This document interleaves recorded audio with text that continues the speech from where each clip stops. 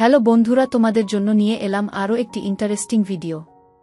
আজকের ভিডিওটা শুরু থেকে শেষ অবধি দেখলে তোমাদের ওইটা দাঁড়িয়ে যাবে আর পানি চলে আসবে। তাহলে চলো আজকের ভিডিও শুরু করি। আমার আপু খুব সুন্দরী। HSC পরীক্ষা দিয়ে রেজাল্ট বের হবার অপেক্ষায় আছে।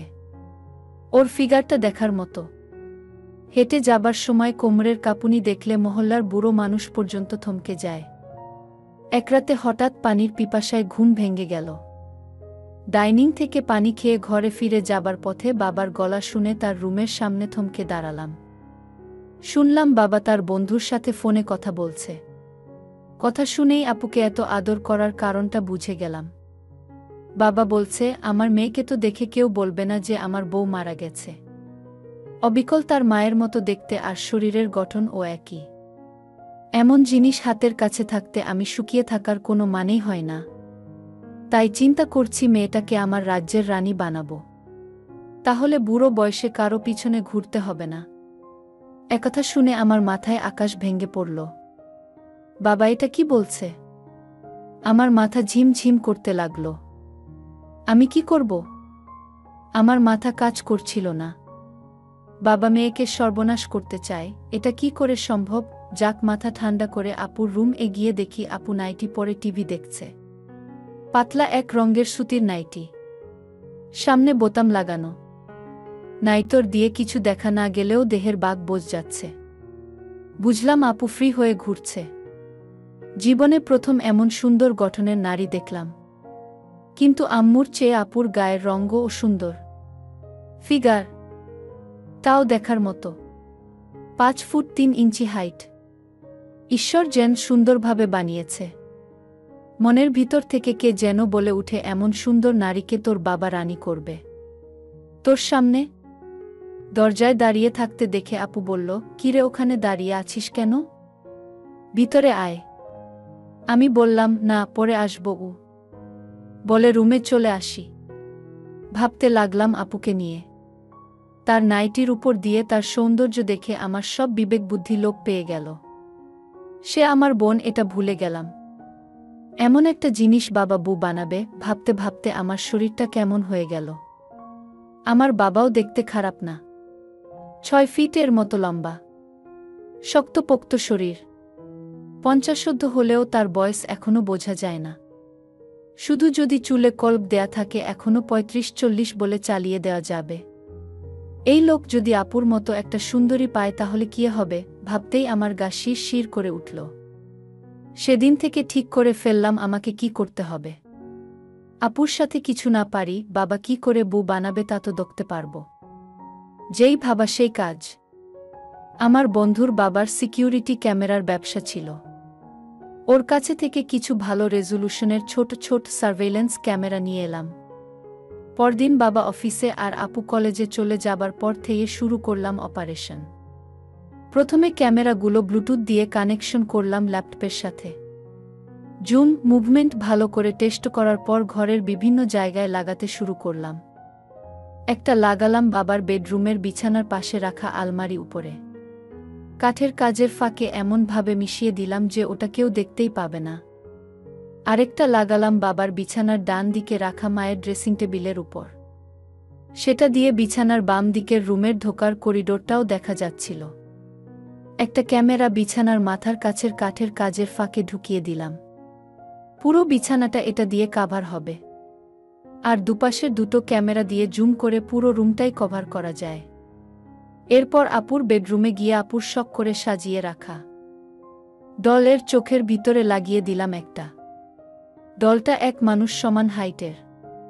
এক কোণায় রাখা বলে সেটা দিয়েই পুরো রুম দেখা যাচ্ছিল। তারপরও আরেকটা লাগিয়ে গেলাম ওর বিছানার পায়ের কাছে কাঠের কাজের মাঝে। নেইল পালিশ দিয়ে ক্যামেরার উপর কাঠ রং করে দিতেই আর ধরার কোনো উপায় রইল না। এরপর করিডোরের লাইট শেডের ভিতরে, ড্রয়রুমের কর্নারে রাখা শোপিস স্ট্যান্ডের ভিতরে, আপুর বাথরুমের ভেন্টিলেটরের ফাঁকে, বাবার বাথরুমের সহ মোট 11টা ক্যামেরা লাগিয়ে রুমে বসে ল্যাপটপ দিয়ে সবগুলো চেক করলাম। বাকি রইল আরও 2টো। একটাকে লাগালাম বাবা সব সময় যে সোফাটায় বসে তার উল্টো দিকে। আর একটা লাগালাম রান্নাঘরের কাপবোর্ডের ভিতরে। সবগুলো ক্যামেরার সাথে ল্যাপটপ কানেকশন চেক করলাম। সব কিছু রেকর্ড করতে শুরু করলাম সেদিন রাত থেকে। 2 দিন পর্যন্ত কোনো কিছু হলো না। কিন্তু 2 দিন পরেই বাবা রাতের বেলায় ক্লাব থেকে ড্রিঙ্ক করে আসার পরও বাবা বাসায় 2 বোতল ভদকা নিয়ে এলেন। ড্রয়িং এর সেন্টার টেবিলে বোতল নিয়ে বসে ডাকেন তনুকে। পানির বোতল আর বরফ দিয়ে যেতে বললেন। বাসার কাজের লোক ছুটিতে ছিল বলে আপু সব কিছু সাজিয়ে নিয়ে গেল বাবার সামনে। আমি আমার বেডরুমের দরজা লক করে সব দেখছি। আপুর পরনে বড় ঢিলে ঢালা গোল গলার পিঙ্ক টি শার্ট আর নিচে টাইটস। নিচু হয়ে বরফ আর গ্লাস রাখার সময় আপুর বড় গলা নিচের অনেকখানি বাবার চোখের সামনে। বাবা হা করে তাকিয়েছিল আপুর দিকে। আপু টার্ন করে চলে যাবার সময় বাবা তার পিছন দিকে তাকিয়ে বলল, চলে যাচ্ছিস কেন? একটু বস না আমার পাশে। আপু বাবার ডান পাশে বসতেই বাবা আপুর হাত দিয়ে তাকে টেনে নিল নিজের দিকে। তারপর আপু কিছু বলার আগেই তার মুখটা বন্ধ করে দিল। আর কেমন একটা হয়ে উঠল। আপু নড়াচড়া করে বাধা দিয়ে বলল, বাবা, কি করছো? ভালোবাসছি। আমার মেয়েকে কি আমি ভালোবাসতে পারি না? বলে বাবা আপুর সাথে আবার কাজ শুরু করে দিল। তুই তো দেখেছিস, তোর মা ছিল আমার বন্ধুর মতো। মদ খাওয়া থেকে শুরু করে সব কিছুতেই সে ছিল আমার সাথী। আজ সে নেই প্রায় 5 বছর। তাই একা একা খেয়েও আজকাল মজা পাচ্ছি না। আহারে, তোমার জন্য আমার কষ্ট হচ্ছে। আমি কি কোনোভাবে তোমার কষ্ট দূর করতে পারি? পারিস। আমার কষ্ট তো দিতে পারিস তুই। আমি কষ্ট দূর করে দেব? কি করে? আমি তো ড্রিঙ্ক করি না। ড্রিঙ্ক করতে কে বলল? তোকে দেখতে তো তোর মায়ের মতোই লাগে। তুই পাশে থাকলে তাও তো তোর মায়ের অভাব পূরণ হতো। মনে হতো আমার পাশে তোর মা এখনো বসে আছে। অবশ্য তোরা আধুনিক মেয়ে। এই বুড়ে মানুষটার জন্য তোদের সময় কি আর হবে? সময় হবে না কেন? তোমার কি লাগবে আমাকে বলো। তুই একটা কাজ কর, তোর মায়ের শাড়ি পরে আমার পাশে বস। শাড়ি যে আমি পরতে জানি না। ও, তাহলে শাড়ির সাথে যেগুলো পরতে হয় সেটা তো পরতে পারবি। তা পারবো। তাহলে সেটাই পরে আয়। শুধু শুধু ওগুলো পরে আসব? শাড়ি ছাড়া? তাতে কি? এখানে তো আমি আর তুই ছাড়া কেউ নেই। যা দেখার আমিই দেখব। বারে, আমার বুঝি লজ্জা করে না? আমার কাছে কিসের লজ্জা? যা যা পরে আয়। ওকে, কোনো রঙেরটা পরব? হোয়াইট বয়েলেরটা পর।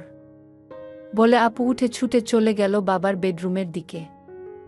বাবা মুচকি হেসে নিজেকে হালকা করতে লাগলেন। পাতলা হাফ প্যান্ট পরনে।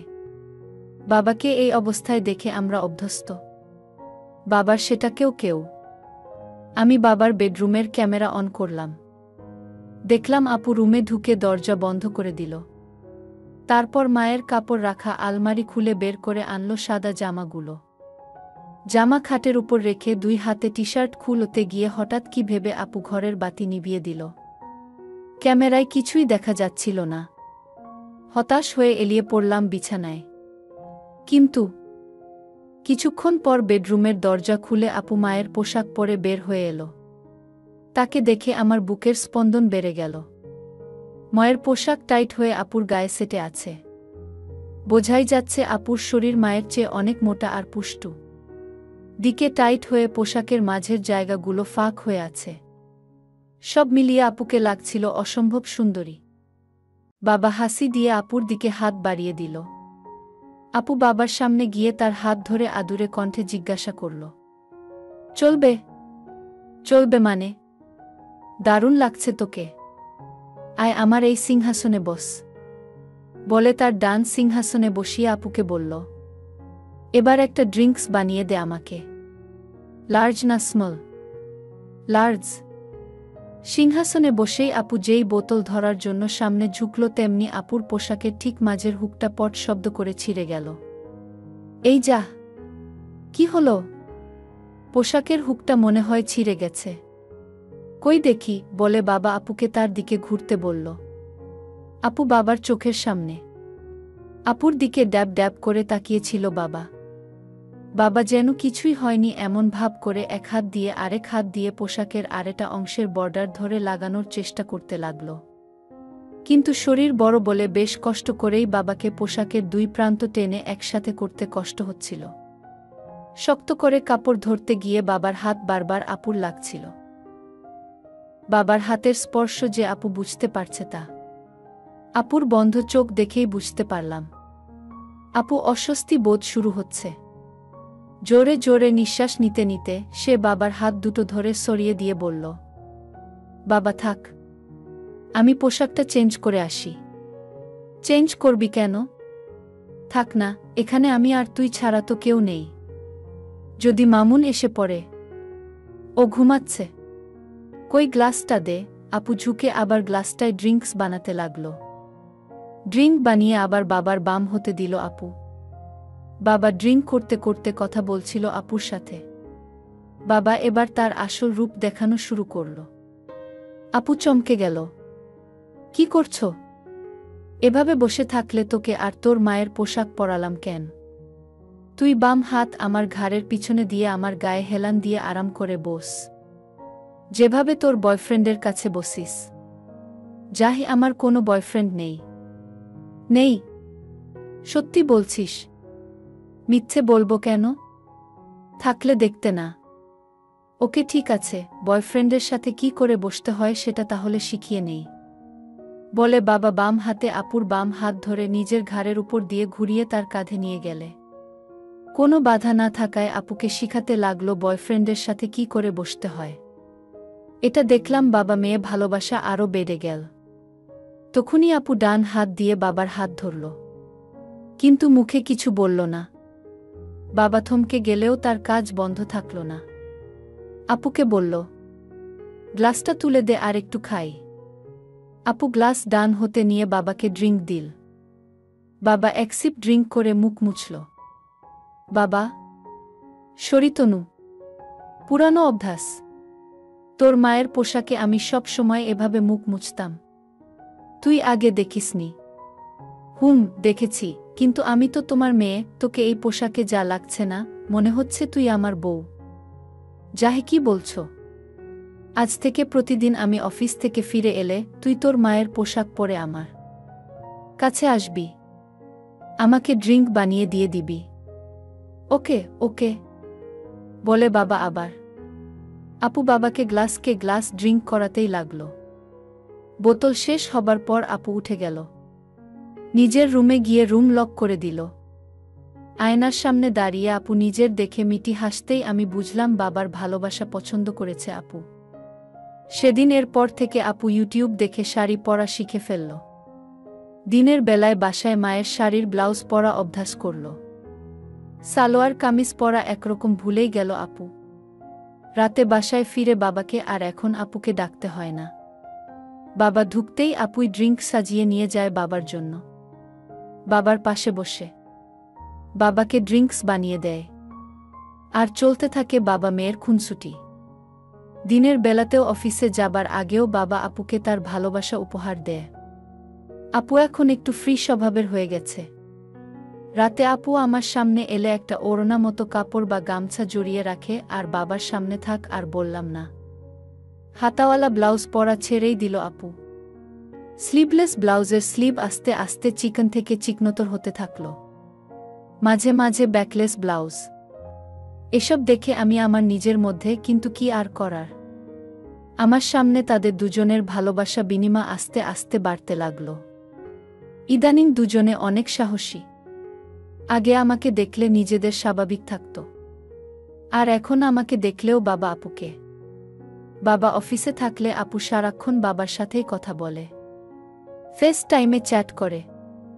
বাবার সামনে দিয়ে আপু হেঁটে যাবার সময় বাগে পেলে বাবা তার সুযোগের সৎ ব্যবহার করে। চিৎকার করে বাবাকে পাল্টা মারতে যায়। খিলখিল করে হাসতে হাসতে বাবার উপর। বাবা নিজের হাতে মেয়ের হাত ধরে হাসতে থাকে। মাঝে মাঝে আপু পিছন ফিরে রান্নাঘরে কাজ করার সময় বাবা আপুর পিছনে দাঁড়িয়ে কাজ শুরু করে দেয়। বিছানায় উপুর হয়ে শুয়ে একদিন আপু বাবার সাথে চ্যাট করছিল। তখনও দেখি ভিডিও কলে বাবা মেয়ের অসাধারণ ভালোবাসা। তার পরের দিন বন্ধের দিন। আপু কাজ করছে রান্না ঘরে, চুলোয় রান্না চাপাচ্ছে। বাবা বেডরুম থেকে বের হয়ে আপুর দিকে বেশ অনেকক্ষণ তাকিয়ে থাকল। তারপর সোজা আপুর পিছনে গিয়ে দাঁড়াল। আবার নিজের কাজ শুরু করে দিল। বিরক্ত হয়ে আপু ধমক দিল, বাবা রান্না করছি তো।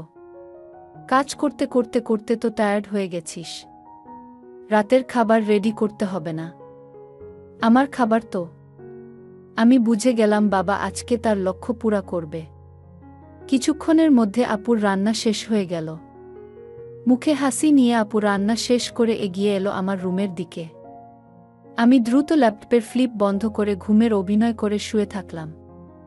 একটু মেকি নাকও ডাকতে থাকলাম। আপু রুমের দরজা খুলে আমাকে উইক দিয়ে দেখল। তারপর দরজা বন্ধ করে দিয়ে বাইরে দিয়ে হ্যান্ডেল লাগিয়ে দিল, যাতে আমি চাইলেও বের হতে না পারি। তারপর আপু ঢুকে গেল বাবার বেডরুমে। বাবা হাফ প্যান্ট পরে বিছানার উপর শুয়ে টিভি দেখছিল। আপু রুমে ঢুকে দরজা আবার বন্ধ করল। বাবা তার দিকে তাকিয়ে পোশাকে কোনো পরিবর্তন না দেখে জিজ্ঞাসা করল, কি ব্যাপার, পোশাক পাল্টাসনি? পাল্টানোর সময় পেলে তো। মামুন কোথায়? ঘুমিয়ে পড়েছে। আমি আর ডাকিনি। গোছল শেষ করে একবারে ডাকব। তাহলে পোশাকটা এক্ষুনি পাল্টা আমার। না, আমার লজ্জা করবে। বারে সেদিন না। তাছাড়া তুই তো আমার সামনে মায়ের পোশাক পরেই থাকিস, লজ্জা আবার কিসের? দাঁড়াও তাহলে রুম থেকে পাল্টিয়ে আসি। রুমে কেন? দাঁড়া, কাছে আয়। কেন? আহা আয় না, দেখাচ্ছি। বলে বাবা আপুর হাত ধরে তাকে টেনে বিছানার সামনে নিয়ে এলো। এরপর কি হলো তো বুঝতে পারছি বন্ধুরা। বাবা ও মেয়ে ভেসে গেল এক অসীম সুখের রাজ্যে। তো বন্ধুরা, গল্পটা এখানে সমাপ্ত করলাম। গল্পটি ভালো লাগলে একটি লাইক ও চ্যানেলটি সাবস্ক্রাইব করে দেবেন। দেখা হচ্ছে পরের ভিডিওতে। বাই।